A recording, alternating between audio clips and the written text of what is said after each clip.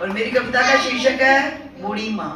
मैं अभी अपनी मम्मी से मिलके आई हूँ, तो ये कविता मैंने जब पिछली बार उनसे मिलके आई थी तब लिखी थी, तो मैंने सोचा आज वही पढ़ती हूँ।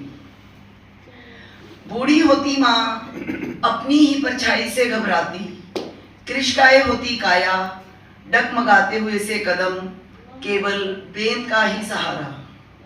अब वही थाम रही हाथ, बच्चे अपने बच्चों में व्यस्त, सब अपनी दुनिया में मगन।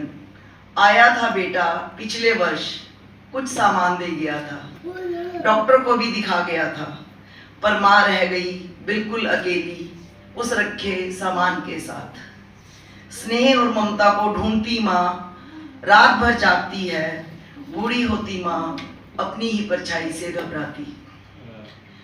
वीरान आंगन मिलने को आतुर, खामोश आंखें निहारती पथ, सूना मन जर्जर होती काया, हर आहट पर सोचती कोई आया। मैं भी कोशिश कर मिल लेती हूँ साल में 8-10 बार, बहुत कुछ नहीं बदलता पर कुछ और बूढ़ी लगती है माँ।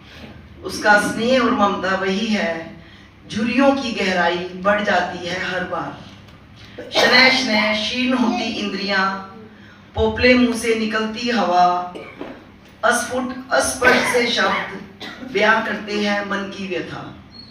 बात करने को बेचैन, हर किसी से मिलने को उत्सुक, किसी के पास समय नहीं है, पर उसके पास केवल समय ही है।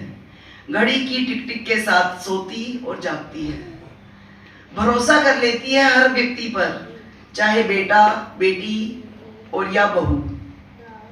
हम भी तो केवल दिलासा ही तो देते हैं, बंधे हैं अपने हालातों से, पर देख माँ को ख्याल आता है क्यों नहीं रह सकती वह मेरे साथ।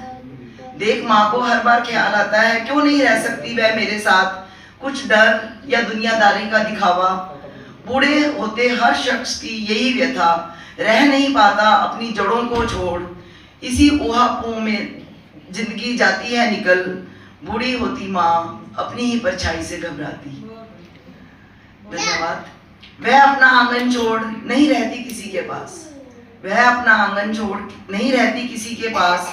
समझती हूँ उसके मन की व्यथा, कैसे छोड़े उस आंगन को, कैसे छोड़े उस आंगन को जहाँ पर सफर तय किया है उसने जवानी से बुढ़ापे तक का। अब यादें ही तो हैं उसके पास, जिसको सीने से लगाए जी रही है।